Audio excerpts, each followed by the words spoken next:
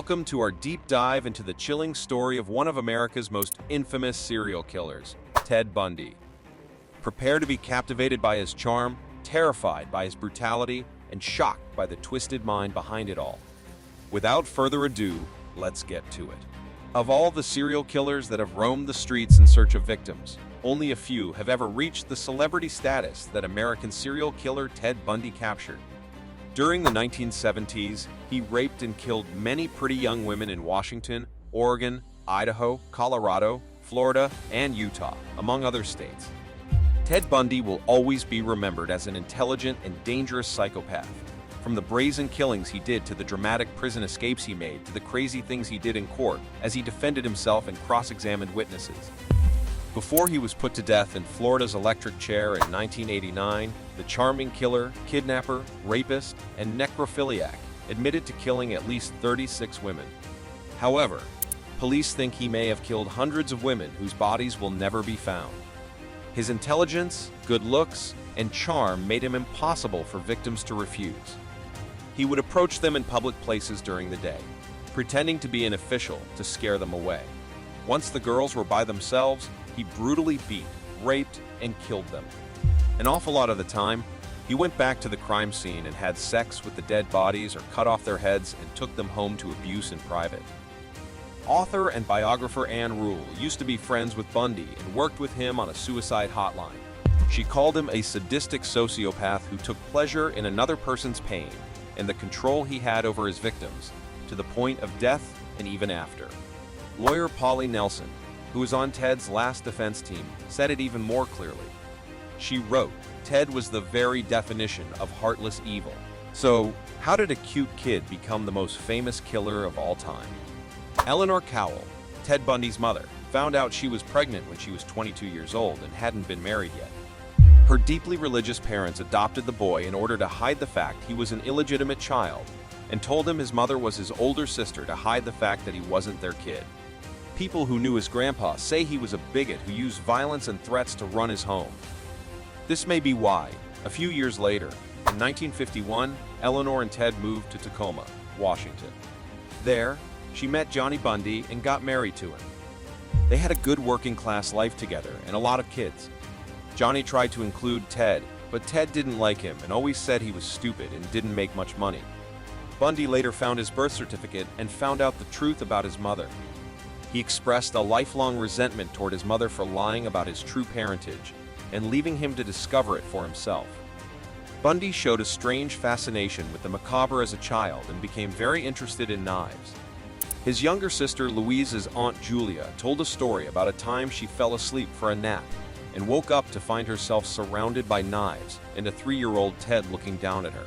Ted was said to have been a shy child who didn't get along with his friends, but did well on tests for most of his childhood. By the time he was a youth, he had a bad name for being a peeping Tom, a liar, and a thief who didn't think twice about stealing other people's things. A burglary and car theft charge was filed against him twice, but the charges were later taken off his record. While he did these small acts, there were no clear signs of the terrible monster he would become until he went to college. While he was a student at the University of Washington, Bundy met and fell in love with Stephanie Brooks, a beautiful young woman from a rich family in California. He was devastated when she broke it off, claiming he was going nowhere. For years, Bundy was engaged in the Republican Party and worked on several political campaigns. He also put all of his time and energy into studying and politics, which was something he was very interested in. Bundy would later kill a lot of girls who looked a lot like this college sweetheart. They all had long, dark hair. Experts think that his cruel killings were a way for him to get rid of his fierce anger toward her. There is still some disagreement about when he first started killing, but most sources agree that it was around 1974. He had already finished the University of Washington with a psychology degree and was accepted to Utah Law School. After Ted worked on his campaign, the Republican governor of Washington state even wrote him a letter of approval. Around the same time, a lot of pretty brunettes in Upper Oregon and the Seattle area started going missing with no sign of them. Soon, rumors spread that the victims had last been seen with a handsome young man named Ted. Bundy was able to trick his victims into getting into his yellow VW bug and driving them to their deaths. He would often use their kindness to trap and kill them. Soon after, the would-be lawyer went to school in Utah. In the fall of 1974, beautiful young women started going missing there too. After a year, Bundy was pulled over by the police. When they searched his car, they found a secret stash of burglary tools, such as a rope, face mask, and handcuffs. He was arrested and held while the police looked into links between him and several unsolved crimes. He was thrown back in jail again pretty quickly. Bundy was caught kidnapping Carol Derange in 1975. She was one of the few women who had ever managed to get away from the horrible killer. Ted was found guilty and given a prison term of up to 15 years. However, after 2 years, he was charged with the murder of a young woman in Colorado.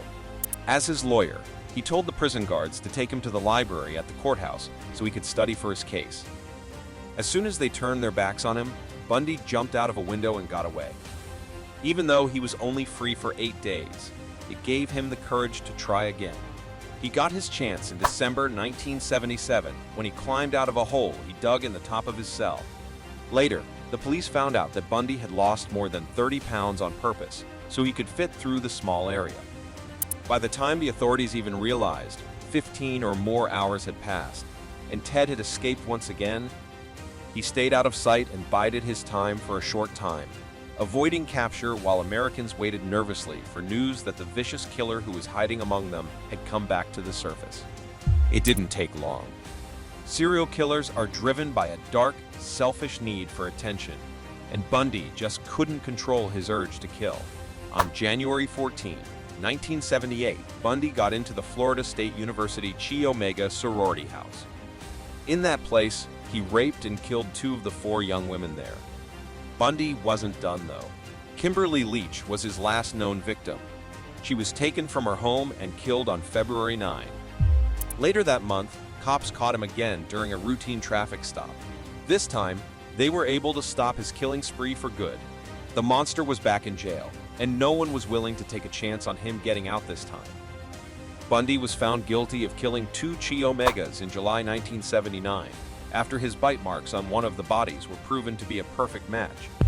He got the death penalty twice for those killings, and then again a year later for the brutal killing of Miss Leach. Many times, Ted Bundy fought for his life and said he wasn't guilty, even after being sentenced to death. Before he died, Bundy finally admitted to many of the killings he did to get out of the electric chair. It was too late for the beautiful killer because he admitted to and gave information about several crimes that had not been solved.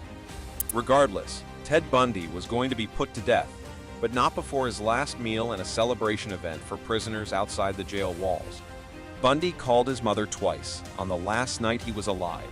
Outside, hundreds of people had set up camp to drink beer, call for the killer to burn, and bang pans together in a feverish hurrah. It was time for his last meal. Bundy didn't seem excited about dinner because he wouldn't pick anything. Instead, he was given the usual fare of steak, eggs, hash browns, and toast. He probably had stress and worries going through him because he didn't even pick at it. Along with the crazy crowd outside, almost as many people came to the big event inside Florida State Prison. The LA Times reported from inside the prison that 42 people came to see Ted Bundy die around 7 a.m. on January 24, 1989. When the killer took his last breath, the Times wrote about it and gave a full answer to the question of how Ted Bundy died. Supped, Tom Barton asked Bundy if he had any last words. The killer took a moment. His voice was shaking. He said, "I'd like to give my love to my family and friends." With that, it was time. Bundy's mouth and chin were covered with the last thick strap. The metal skull cap was bolted in place, with its heavy black veil falling in front of the condemned man's face. Barton gave the go-ahead, and an anonymous executioner pushed the button. 2,000 volts shot through the lines. Bundy's body tensed up, and he clenched his hands together. A small cloud of smoke rose from his right leg. After a minute, the machine was turned off, and Bundy stopped moving. An EMT took off the blue shirt and heard for a heartbeat. A second doctor shined a light in his eyes. There was a report that Theodore Robert Bundy, one of the most prolific killers of all time, was dead at 7:16 a.m. After Ted Bundy was put to death, his brain was taken out for scientific reasons. Researchers carefully looked at the organ in the hopes that they would find any obvious problems that would show what was causing the angry behavior. Some experts have found that brain injuries can lead to criminal behavior. In the case of Bundy, no such proof was found. This man's history of rape, murder, and necrophilia is even more horrifying because there is no clear reason or physical cause for it. Ted Bundy is a great example of a silent psychopath. If Bundy hadn't made a few mistakes because of his violent urges and a few lucky breaks for the police, he might have been able to keep being a charming law student during the day and a scary movie monster at night. People were interested in his horrible story of rape, murder, and necrophilia by this point, and it led to books and movies about serial killers and their bad intentions.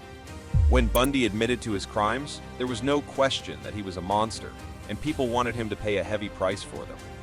Lots of people came to the event, cheered loudly outside the jail walls, and set off fireworks to celebrate Bundy's death. The parties went on for a long time after the white hearse with Bundy's body inside left the jail. Per his wishes, his body was cremated in Gainesville, and the ashes were spread in the Cascade Range of Washington state, but the exact spot was kept secret. It is the same mountain area that Bundy used to dump at least 4 of the people he killed. Decades later, humanity is still collectively trying to understand how a seemingly normal, handsome man with a decent upbringing could have been so violent, gruesome, and indifferent. What do you think drove Ted Bundy to commit such heinous acts? Was it his upbringing, his psychology, or something else entirely? Share your thoughts in the comments below. Don't forget to like this video if you found it informative, and subscribe to our channel for more gripping true crime content. Thank you for watching.